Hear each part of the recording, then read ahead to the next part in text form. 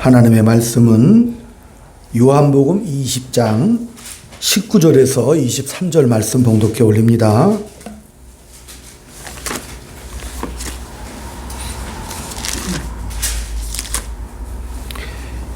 요한복음 20장 19절부터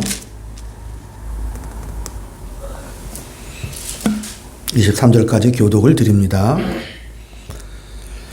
이날 곧 안식 후 첫날 저녁 때에 제자들이 유대인들을 두려워하여 모인 곳에 문들을 닫았더니 예수께서 오사 가운데 서서 이르시되 너희에게 평강이 있을지어다.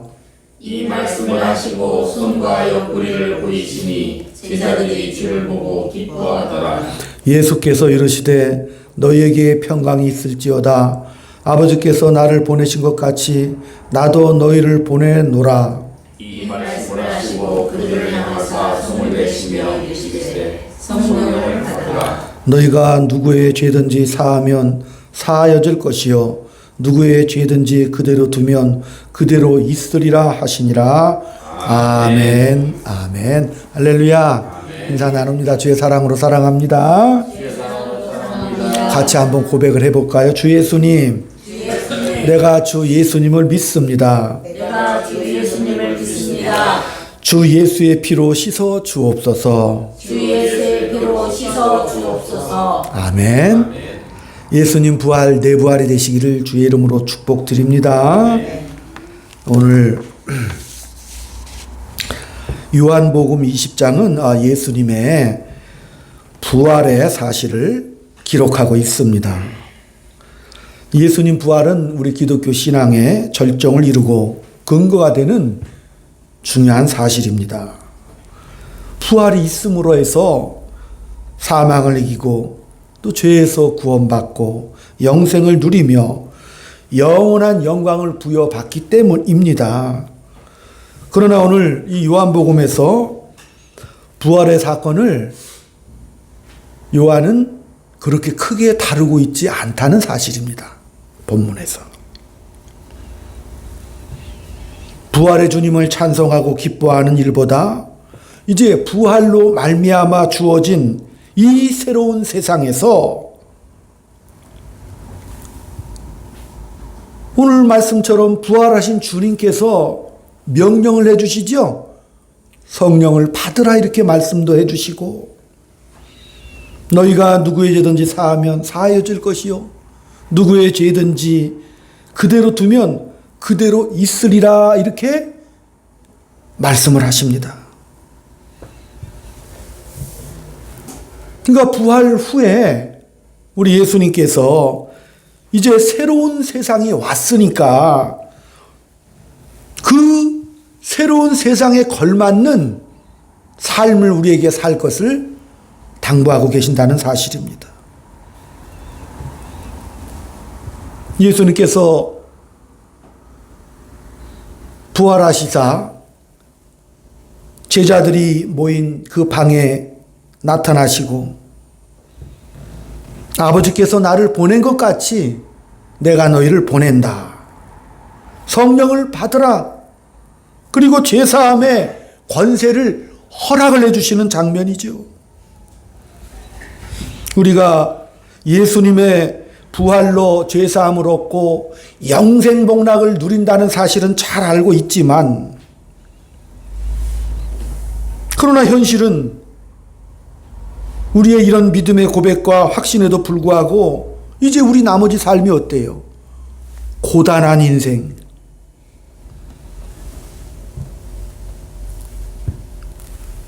너무나도 긴 그 인생을 살아내야 한다는 사실입니다. 예수님의 그 부활의 약속, 그 은혜 속에서 주님 다시 오시는 그날까지 우리에게 주어진 이 긴 인생을 그 부활의 영광을 간직한 채로 이 땅에서 너희들은 이제 살아내라. 살아내는데 한 세대로 끝난 게 아니죠. 예수님 오신 이후로 2000여 년이 지났습니다. 오고 오는 모든 세대 속에서 반복적으로 그 삶을 살으라고 우리의 삶을 흔들고 계십니다. 우리가 부활의 능력과 권세를 가지고 죄사함의 능력을 가졌다는 그 사실, 놀라운 사실이잖아요. 우리가 이런 권세를 가지고 있다면 우리 신앙생활을 할 때 뭐 자책하거나 두려워하거나 절망할 필요도 없죠. 부활의 권능과 죄사함의 권세가 우리에게 있으니까. 아니, 저 사람의 죄를 사해 줄 수 있다면 우리 스스로의 죄도 고칠 수 있을 것이고, 아니, 죄를 짓지도 않을 것이고. 그런데 문제는 실제로 삶을 살아보니 만만치도 않고 죄 짓는 것이 끝나지도 않죠. 이 문제는 굉장히 중요하게 다룰 수밖에 없습니다. 이 죄 사하는 그런 문제는 뭐냐?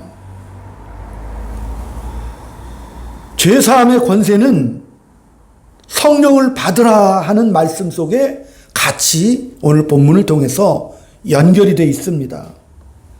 우리가 성령을 받으라 이렇게 생각하면은 자꾸 뭔가 우리가 성령 받으라 그러면 뭐 생각나요? 사도행전 2장에 성령의 충만을 받는, 성령의 강림하는 사건을 우리가 생각하고 놀랍고 황홀하고 복되고 그런 것을 우리가 연상을 하지요. 생각만 해도 황홀하고 몽롱해지는 그런 소망이 있습니다.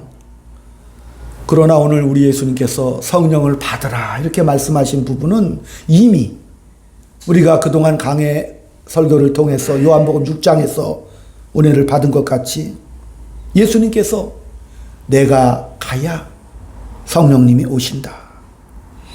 그리고 그 성령님이 하시는 일이 무엇이냐?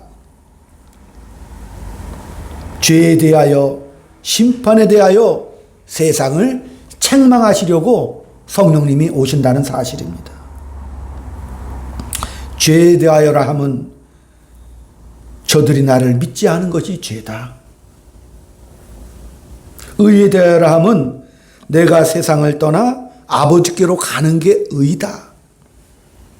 심판에 대하여라 하면 세상이 이미 심판을 받았기 때문이다라고 말씀해 주셨습니다. 세상이 심판을 받았다는 말이 무슨 뜻인가요? 세상의 권력과 세상의 왕, 이 세상을 다스리는 게 뭐예요? 사망이죠? 죽음의 권세잖아요. 근데 그 사망이 힘을 잃었습니다. 왜요? 예수님의 부활로. 그 사망이 세상의 왕노릇하는 그 권자에서 쫓겨났고 부활과 영생이 그 권자를 차지했습니다. 사망이 쫓겨나고 부활이 그 자리를 차지했습니다. 부활로 인하여 모든 성도들에게 영생이 주어졌습니다. 그러므로 믿음으로 구원을 얻은 하나님의 자녀들이 사망이 전부라고 믿고 있는 그 세상 속에 들어가서 성령께서 하시는 일, 사망이 끝이 아니다. 부활과 영생이 있다. 그 사실을 우리 실존하는 그 삶 속에서 구체적인 생애와 개인들의 역사를 통하여 일평생 품어내는 것입니다. 그게 죄를 사하는 권세입니다. 세상 임금을 박살내는 것, 세상을 향하여 책망하는 거예요. 부활과 영생이 있다. 내가 그 증인이다. 내 삶에서 그것을 증언하는 것이고 품어내는 것입니다. 사망이라는 것이 다만 죽고 마는 것이 아니라 그 사망은 죄값 때문에 왔다는 것을 증언하고 그 죄로 인하여 우리가 소멸되고 부패되고 거짓된 삶을 살아갈 수밖에 없는데 반대로 부활로 말미암아 우리의 인생이 복되고 영광스럽고 명예롭고 승리가 있다는 것을 증언하며 우리는 이 땅에서 살아가는 것입니다. 세상을 심판하는 것은 저들이 말하는 힘과 권력으로 말하는 것이 아니고 우리는 부활의 생명을 지닌 권세자들로 이 땅에서 삶을 살아가는 것입니다. 그 구원받은 하나님의 자녀들이 이 땅에 살아가면서 사망을 두려워할 필요가 없고 절망밖에 없는 저 세상 사람들을 향하여 우리가 소망을 증언하고 우리의 삶을 통해서 희망을 발견하고 우리가 사는 영원한 생명의 삶을 보면서 아, 저 사람들이 지금 믿고 있는 것이 무엇인가?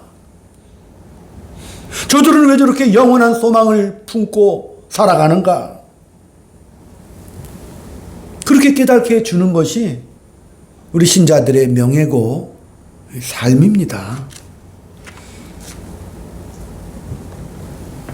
지난 시간에 예수님의 죽으심은 모세와 연결을 했지요. 모세가 광야에서 하나님을 원망하고 불평과 고통 속에 그를 40년 인생길을 걸어갔던 그들과 함께 죽음으로써 가나안으로 못 들어갔다고 하는 그 좌절과 실망 속에 그들이 버려지지 않고 구원하셨다는 사실은 모세가 함께 죽어서 증언을 했습니다.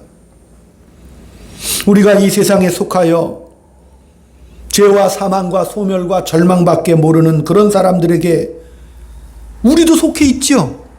그러니까 우리가 이 땅에 죽어서 그 영광을 드러내는 삶을 살라고 말씀하시는 거죠. 그게 바로 성육신이죠. 우리 예수님은 성경대로 이 땅에 오시죠. 놀라운 일이에요. 성령으로 잉태하사 이 땅에 육신을 입고 오시는 거예요. 성경대로 십자가에서 죽으시잖아요. 성경대로 부활하시는 거죠. 성경대로 승천하시는 것이 그 삶을 어느 한 삶을 빼지 않으시고 걸으셨잖아요. 우리 예수님이 나이 30에 광야에서 40일 금식하시고 마귀의 시험을 돌파하면서 하나님의 아들이심을 공식적으로 선포하시고 역사의 전면에 등장하셨지만 30세 이전에 30년 삶도 있죠? 아멘? 네, 그 삶. 일상 속에서 일상의 삶을 통해서 하나님 나라의 증인이 되고 증언할 것이 있게 되었습니다. 우리가 죽음을 두려워 않는다면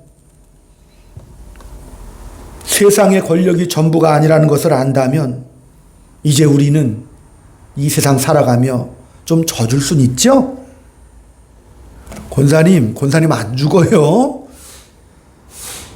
네? 나를 믿는 자는 죽어도 살겠고 살아서 믿는 자는 영원한 생명을 누리시죠? 아멘. 놀라운 일이에요.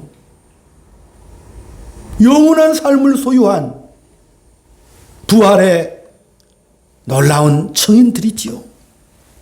그렇기 때문에 우리가 그렇기 때문에 웃을 수 있는 것이고 사랑할 수 있고 미소 띄우면서 때로는 약육강식 적자생존이 난무하는 이 세상 속에서 넉넉하게 너그럽게 살아갈 수 있습니다. 세상을 살다 보면 내가 이 세상 속에서 두려움이 밀려오고 남들과 삶을 비교하며 내가 이거 좀 뒤처진 게 아닌가? 내가 이렇게 제대로 사는 게 맞는가? 회한과 두려움이 찾아오고 또 우리 믿는 성도들에게 자책감이 드는 게 참 문제예요. 왜 자책감이 들어요? 내가 도덕적으로, 윤리적으로 완벽하게 살지 못했다는 그런 생각이 늘 가슴에 있죠. 세상에 대해서는 두려움을 늘 가지고 있고 신앙생활 하다 보면은 막 자책감이 들어요. 내가 온전히 정말 윤리도덕적으로 삶을 살지 못했구나.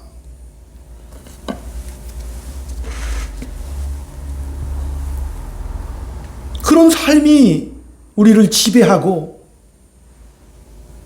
그러니까 온전하게 삶을 살지 못하고 뭐예요? 두려움이 오고 자책감이 오면 생각나는 게 뭐예요? 빨리 가서 회개해야지. 머릿속에 떠오르는 단어는 뭐예요? 회개해야지. 지나온 삶을 이렇게 묻어버리고 지워버리고 덮어버리는 일에 인생을 소비하게 된다 그 말이에요. 우리 예수님께서 육신을 입고 오셨는데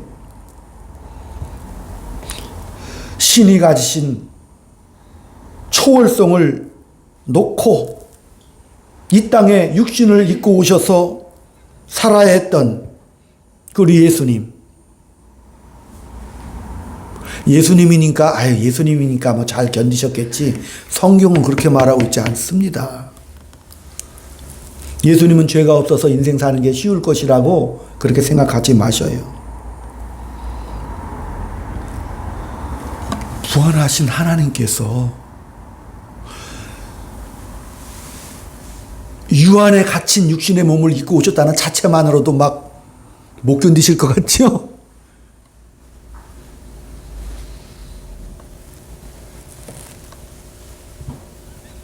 또 예수님은 성경에 보면 많이 줄이셨다고 그랬어요. 목마르셨고 너무너무 피곤하셨고 오죽하면 인자가 머리 둘 곳이 없다라고까지 어디 무슨 뭐 지방간이 있으셨어요. 무슨 쌓아놓은 재물이 있죠? 없죠? 고단한 인생, 피곤하고 목마른 그 인생, 그 인생을 다 겪으셨습니다.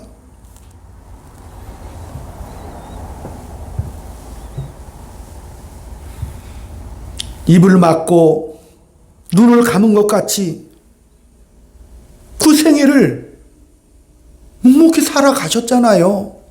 아버지가 시키신 그 일을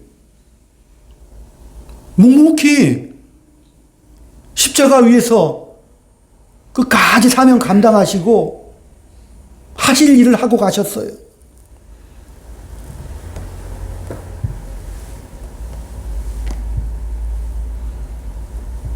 우리가 아직도 완벽하게 해결 못한 윤리성이나 도덕성, 종교성,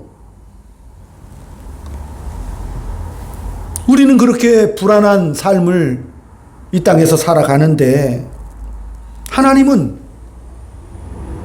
그 틈바구니 속에서 불안하고 두려워하는 우리 삶의 틈바구니 속에서 일하신다 이렇게 말씀하시는 겁니다. 그 하나님의 일하심을 깨닫지 못하면 우리가 늘 지면서 살아요. 뭐에 지는 거예요? 자책감 때문에 못 산다니까. 후회하다가 인생이 끝나는 거예요. 그래서 우리 신앙이 이 죄를 내가 어떻게 관리하며 살아갈까? 죄 안 짓는 인생을 살아가려고 몸부림을 치고 회개하고 근데 이상하게 또 회개하면 그 다음에 또 지어. 또 회개하고 또 지어. 그러니까 자책할 것이 없는 인생을 살아가려고 몸부림을 치는데, 다시 말씀드립니다. 우리가 완전해지는 성화는 이 땅에서 이룰 수가 없어요. 많은 사람들이 잘 모르더라고요. 이신층이라고 오직 믿음으로 구원함을 얻습니다. 어떤 사람은 그래, 믿은 이후에는 또 율법대로 살아야지. 그럼 율법에 점수를 달라고 내가 말할 자며, 그러면 내가 뭘 해야 당신이 나한테 100점을 줄까? 그렇게 말하는 사람들이 많이 있죠. 뭘 해라, 뭘 해라.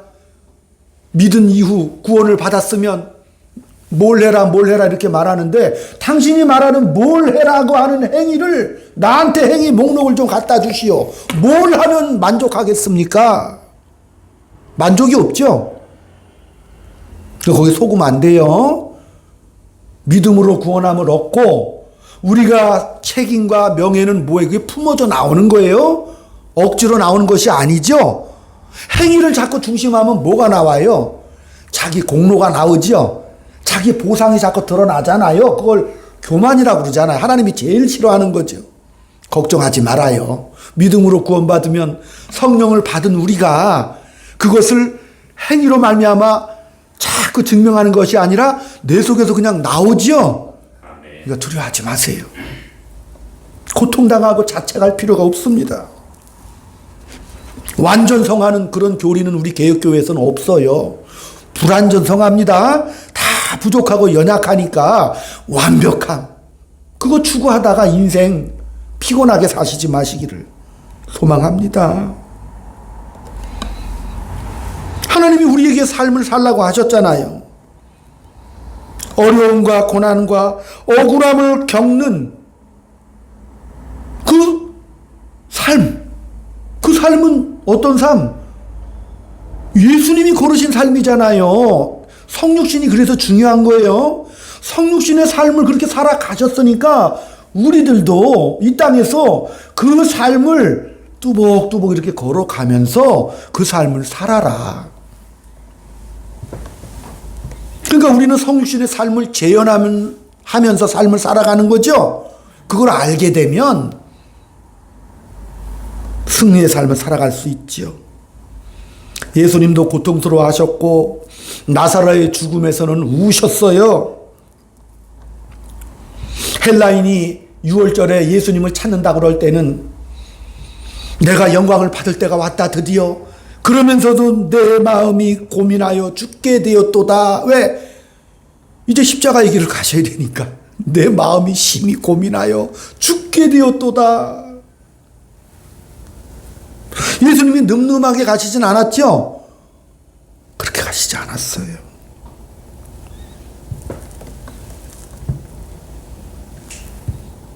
그 유명한 씨 뿌리는 비유를 우리는 잘 우리가 생각해 봐야 됩니다. 농부가 씨를 뿌렸습니다.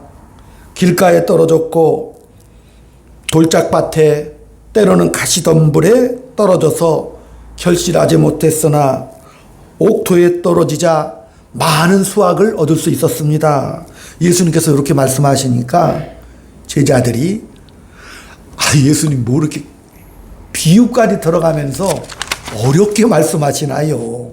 그거 못 알아듣는 사람이 누가 있다고요? 제자들이 그렇게 물었어요. 그냥 최선을 다해서 삶을 살면 열매 맺는 삶을 살 것이다. 이렇게 간단하게 말씀하실 것이지 뭐 그렇게 복잡하게 얘기하십니까? 그때 우리 예수님께서 이사야 6장의 말씀을 인용하신 거 기억나시죠? 이사야가 하나님의 영광의 보좌를 보았고 하나님께서 누가 나를 위하여 갈고 했을 때 이사야가 담대하게 하나님 제가 가겠습니다. 가서 하나님의 그 말씀을 내가 전하겠습니다. 그렇게 하나님께서 그래 네가 가라. 그러나 네가 가도 네가 말해도 그들은 듣지 않을 거고 보아도 깨닫지 못할 것이다. 또 덧붙이셔요. 하나님께서 내가 저들이 깨달을까봐 겁난다. 내가 저들의 귀와 눈을 막아버릴 것이다 라고 의외의 말씀을 하셔요. 또 그러면서 예수님이 이 땅에 오셔서 그 비유, 그 말씀을 상기시키시면서 하신 말씀이 바로 씨 뿌리는 비유입니다. 봐도 모르고 깨닫지도 못하는 그 비유를 내가 완성하러 왔다. 아멘. 이제 완성하러 직접 몸이 오신 거지요. 예수님이 와도 아무도 예수님을 알아보지도 못하고 필요성을 느끼지도 못하고 구하지도 않잖아요. 그러니까 예수님이 이 땅에 오신 거지요. 봐도 모르고 들어도 모르기 때문에 내가 이 땅에 왔다. 봐도 모르고 들어도 모르는 주인공은 저와 여러분입니다. 그게 뭔데요? 가시밭, 돌짝밭, 길가밭에 떨어지면 다 죽습니다. 다 죽어야 되는데 그 얘기 하시는 거예요. 다 죽어야 되는데 거기 열매가 맺혔다. 아멘. 부활의 첫 열매가 되어 주셨다. 밭이 만든 게 아니야. 내가 와서 열매를 맺었다 이렇게 말씀하시는 거예요. 네? 길가밭, 돌짝밭, 가시밭길이라고 우리는 알지요. 알지만 우리가 스스로 열매를 맺을 능력은 없잖아요. 그래서 예수님이 오셨어요. 밭이 중요한 게 아니죠. 예수 그리스도도 이 땅에 오셨어요. 그래서 성령을 받으라 이렇게 말씀하시고 내가 부활의 첫 열매가 되었으니 너희들이 돌짝밭이라도 돌짝밭에서 꽃이 피어나지요. 열매가 맺어요. 길가밭이라도 열매가 맺어요. 돌짝밭이라도 열매가 맺습니다 라고 그것을 지금 말씀하고 계시는 거죠. 네. 내가 주 예수를 믿습니다. 예수님은 나의 구주십니다. 성령으로 말미암지 않고는 이 위대한 고백이 나올 수가 없어요. 이제 우리가 성령의 충만을 받았습니다. 예수님이 하고 싶은 얘기는 이제 너희가 성령을 받았으니 힘을 다하여 풍성히 열매를 맺어야 된다. 그것은 자라나는 것과 같다라고 말씀하시는 거예요. 어이, 나무가 심겨졌으면 이제 세월이 지날수록 어떻게 해요? 점점 이렇게 자라나지요? 우리가 예수를 나의 구주로 믿고 성령을 받고 이 땅에서 점점 이렇게 자라가지요? 아멘? 이렇게 풍성한 열매를 맺으면서 자라가는 거니까 예수님이 부활하시자마자 성령 받으라고 처음에 말씀하신 거죠? 그래야 자라갈 수 있잖아요.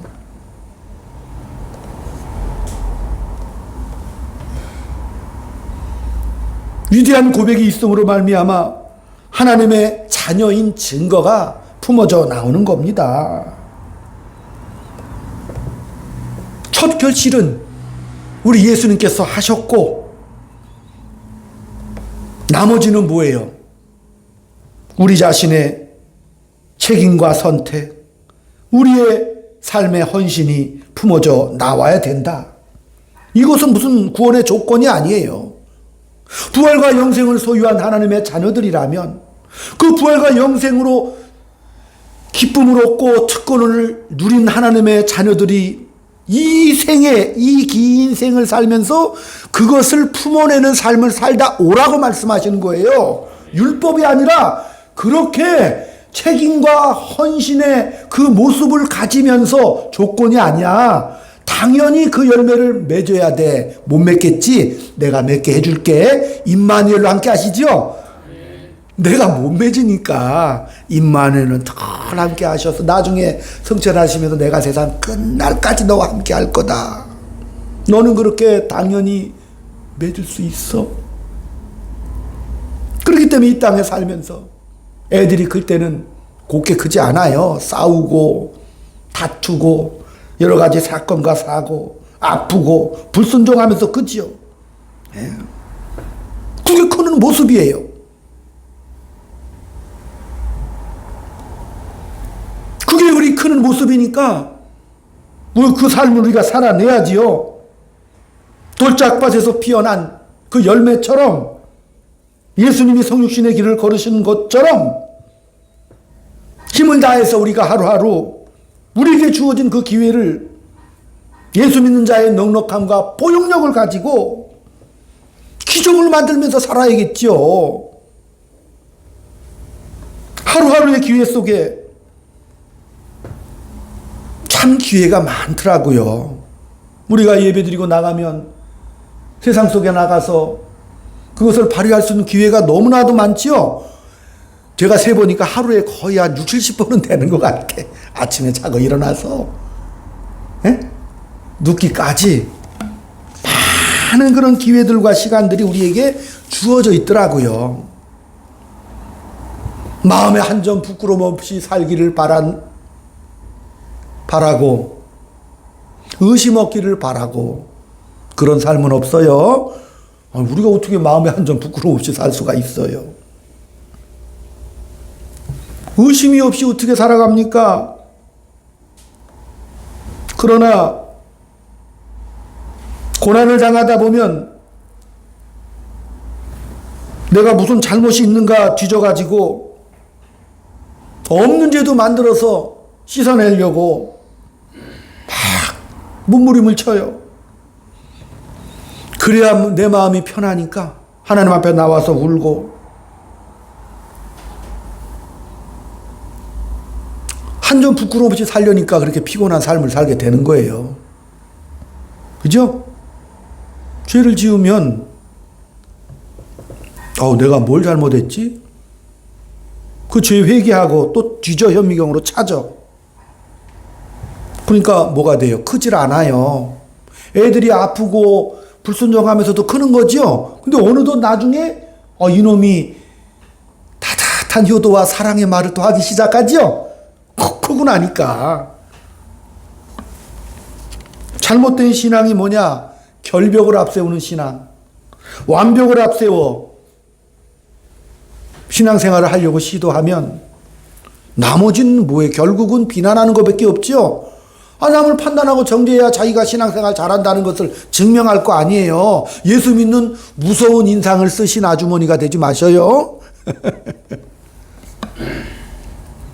왜? 나는 죄 안 졌으니까. 그거 증명하려면 남 죄에 지적질하는 것밖에 없죠. 그렇잖아요.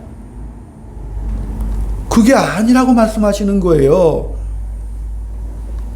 누구의 죄든지 너희가 사하면 사해지리라. 네 죄가 없어진 게 아니라 너 견디면서 이 땅에서 살으라는 그 말씀이 바로 오늘 본문의 말씀입니다. 괜찮다. 너의 스스로에게도 적용하고 이웃에게도 적용해라. 예수님이 그리하신 것처럼 예수님이 십자가에서 무슨 말씀하셨어요? 아버지 저들의 죄를 사하소서. 저들은 자기들이 한 일을 알지 못합니다라고 거기서 증언하셨죠. 비난하고 보복하는 그 인생, 자기의 완벽함을 위해서 하나도 자라나지 못한 그런 인생 되지 마시고, 내가 비록 잘못하고 때로는 자빠지고 넘어져도 이스라엘 백성들이 광야 40년 불평원망했지만 그들도 하나님이 다 데려가셨다고 했잖아요. 그들을 안 없애시고 지우지 않고. 그러니까 우리도 그렇게 살아가죠. 때로는 자빠지고 넘어지고 막 원망하지만 그래도 그것을 통해서 하나님은 유익하게 해주신 다음엔 모든 것이 협력하여 선을 이루어주시는 그 하나님을 믿으라 이렇게 말씀하시는 거예요. 내가 하겠다. 내가 왔잖아. 부활 생명의 구주께서 이 땅에 오셔서 그것을 살아내셨고 우리에게 베풀어 주셨지요. 우리가 만든 최고의 잘못된 것이 뭐예요? 잘못된 기억을 갖고 있는 거라니까요. 대개 인생을 살면서 이 나이 돼 보면 잘한 건 잘 기억이 안 나죠. 저도 그래요. 가끔 가다가 잘 못한 게 자꾸 기억이 나요. 잘한 게 기억이 나는 사람들은 아직은 조금 어린 사람이요. 되게 큰 인물이나 신앙으로 성숙한 인물들 보면 잘 못한 거 얘기하죠.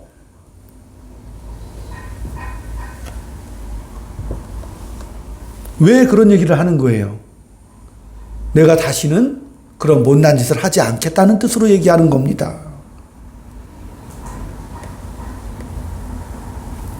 내가 잘못한 것이 있을지라도 그것이 나의 유익을 위해서 하나님의 인도하심이라는 사실, 나를 위한 하나님의 진정한 인도하심이요 축복이라는 사실, 그 사실을 내가 깨닫기 때문에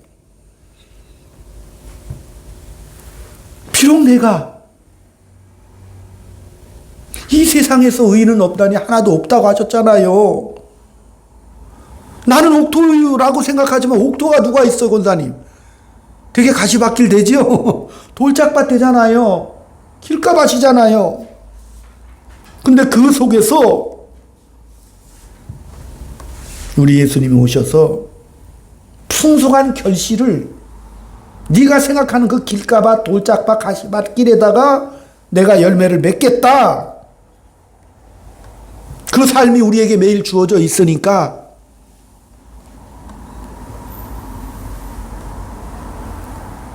너 믿다가 지옥 가는 인생 아니야. 너 잘못했다고 자빠지고 넘어지고 버림받는 인생 아니야. 너에게 허락된 영광과 영생의 인생을 마음껏 누리며 살아라. 예수님께서 저들도 우리와 하나가 되게 하여 주옵소서. 내가 거룩한 것 같이 저들도 거룩하게 하여 주옵소서. 거룩이 뭐라고 그랬어요? 세상 속에 들어가서 동참하는 게 거룩이라고 그랬죠? 그런 멋진 삶을 누리고 한 주간 동안 그 삶을 마음껏 새삼스럽게 생각하시고 회복하시는 삶 누리시기를 주 이름으로 축원드립니다. 기도합니다. 하나님의 은혜와 사랑을 감사드립니다. 눈 부릅뜨고 죄 지려고 몸부림치는 불안한 인생 살지 않게 붙잡아 주시옵시고 나의 운명이 바뀌어 부활과 영생을 소유한 은혜의 백성이 됨을 깨닫고 새삼스럽게 하나님의 은혜와 사랑을 다시 한번 생각하는 복된 한 주가 될 수 있도록 인도하여 주옵소서. 아멘. 예수님 이름으로 기도 올리옵나이다. 아멘. 아멘. 찬송가 143장.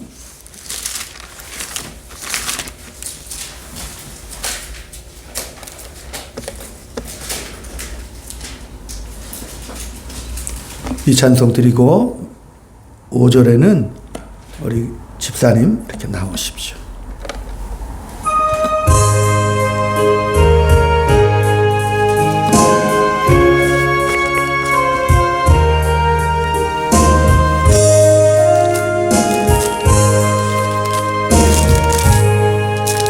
웬 말인가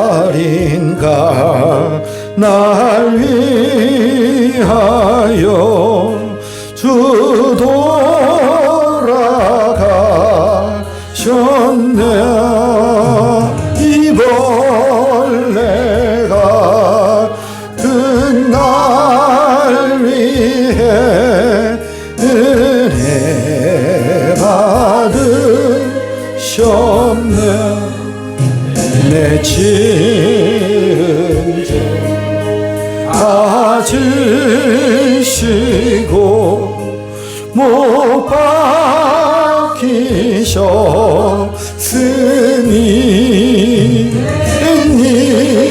웬일인가 웬은혜인가 그 사랑 그 쇼라 주 십자가 못 박힐 때 그 해도 비들고 그 밝은 빛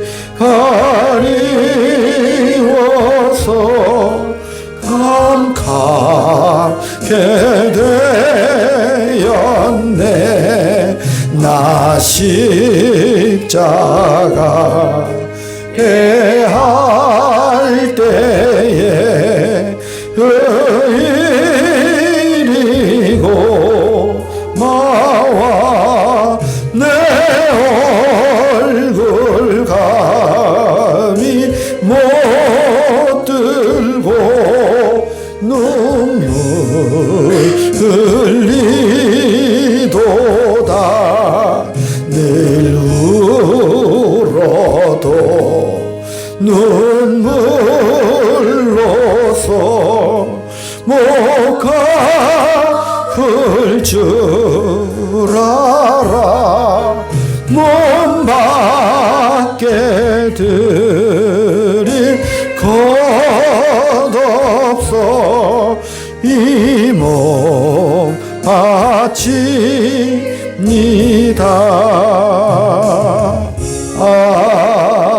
아멘. 내가 너희에게 전한 것은 주께서 받은 것이니 곧 주 예수께서 잡히시던 밤에 떡을 가지사 축사하시고 떼어 이르시되 이것은 너희를 위하는 내 몸이니 이것을 행하여 나를 기념하라 하시고 식후에 또한 그와 같이 잔을 가지시고 이르시되 이 잔은 내 피로 세운 새 언약이니 이것을 행하여 마실 때마다 나를 기념하라 하셨으니 너희가 이 떡을 먹으며 이 잔을 마실 때마다 주의 죽으심을 그가 오실 때까지 전하는 것이니라. 아멘. 기도하겠습니다.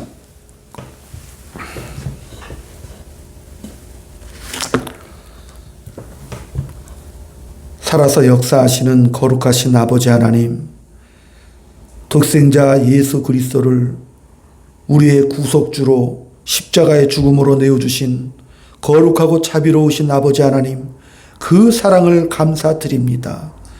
이제 우리가 주님의 세우신 뜻에 의지하여 주의 몸됨을 기념하며 떡을 나눕니다. 이 자리에 축복하여 주시옵시고 부활의 생명과 영원한 생명을 받은 하나님의 자녀들로 새 생명의 삶을 마음껏 품어내며 누리며 살아갈 수 있도록 인도하여 주옵소서. 아멘. 예수님의 이름으로 감사하며 기도 올리옵나이다. 아멘. 아멘.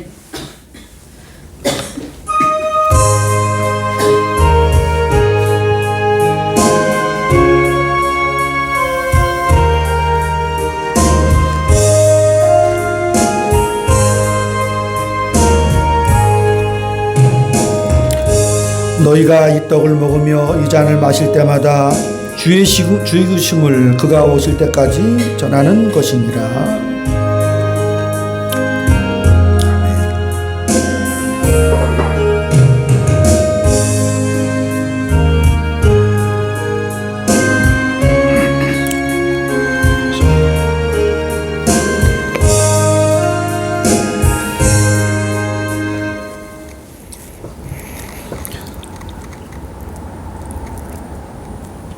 거룩하신 아버지 하나님께서 예수 그리스도를 우리의 구세주로 십자가의 죽음으로 내어주시사 하나님의 그 사랑을 우리에게 확증해 주신 그 은혜에 감사드리며 부활의 생명과 영원한 영광의 나라를 유업으로 받은 하나님의 자녀들로 이 땅에서 죄의 사함의 확신과 영생목락의 기쁨과 부활의 권능과 이 땅의 삶을 명예로운 특권자로 살아갈 수 있는 풍요로운 인생 되도록 붙잡아 주심을 믿습니다. 아멘.